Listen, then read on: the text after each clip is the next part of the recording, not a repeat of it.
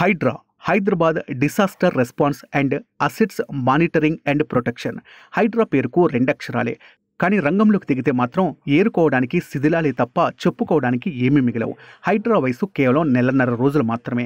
సృష్టిస్తున్న ప్రకంపనలు మాత్రం కబ్జాదారుల చెవుల్లో మారు మోగుతూనే ఉన్నాయి. రికార్డులు సక్రమంగా ఉంటే అటువైపు కన్నెత్తి కూడా చూడడు. అవి ఆక్రమణలైతే కూల్చకుండా వదిలిపెట్టడు. వీరికి ప్రభుత్వ సెలవు దినం, పండగ రోజు అనే సెంటిమెంట్లు కూడా ఉండవు. పైగా ఎవరి మాట వినదనే అపప్రద ఒకటి. అందుకే తలపండిన రాజకీయ నాయకులు సైతం హైడ్రాకు ఎదురెళ్లడానికి ధైర్యం చేయలేక ఫోన్లు ఫ్లైట్ మోడ్లో పెట్టేస్తున్నారు. ఇది హైడ్రా ప్రస్థానం. సీనియర్ ఐఏఎస్ ఆఫీసర్ ఏవి రంగనాథ్ కమిషనర్గా ఏర్పడిన ఈ హైడ్రా అతి తక్కువ సమయంలోనే తన మార్కు చూపిస్తూ సైలెంట్గా తన పని తాను చేసుకుపోతుంటే భూ ఆక్రమణదారులు మాత్రం గగ్గోలు పెడుతూ ఆర్తనాదాలు చేస్తున్నారు. హైదరాబాద్ మహానగరంలో జలాశయాలు, చెరువులు, నాలాలు, ప్రభుత్వ ఆస్తుల ఆక్రమణలను అరికట్టే దిశగా రూపొందిన వ్యవస్థే ఈ హైడ్రా.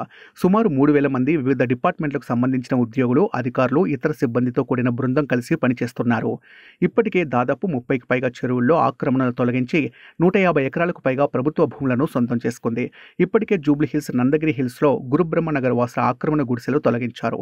పాతబస్తీ, శాస్త్రిపురం, బరుంకును దౌల చెరువులో ఆక్రమణలు తొలగించే క్రమంలో అడ్డుకోబోయిన స్థానిక ఎమ్మెల్యేను సైతం అరెస్ట్ చేయడంతో మిగిలిన నాయకులకు నోటి మాట లేకుండా పోయింది. దాంతో హైడ్రాకు మాటలు తక్కువ, చేతలు ఎక్కువనే అర్థమైంది. ఇవే కాకుండా ప్రగతి నగర్ పరిధిలో 3 ఎకరాల్లో విస్తరించిన ఎర్రకుంటలో 3 బహుళ అంతస్తుల భవనాలను కూల్చివేస్తే ఇప్పుడు గండిపేట జలాశయంలో ఫామ్ హౌస్లు, గెస్ట్ హౌస్లు, హోటల్స్ కలిపి మొత్తం 50కి పైగా భవనాలు అక్రమ కట్టడాలుగా గుర్తించి కూల్చేశారు. నార్సింగ్ మున్సిపాలిటీ పరిధిలోని ఖానాపూర్ పోచమ్మ ఆలయం వద్ద కొత్తగా చేపట్టిన హోటల్ నిర్మాణాన్ని, ఖానాపూర్ శివార్లోని ఓఆర్ఓ స్పోర్ట్స్ విలేజ్లో ఫంక్షన్ హాల్, హోటళ్లను కూడా కూల్చివేశారు.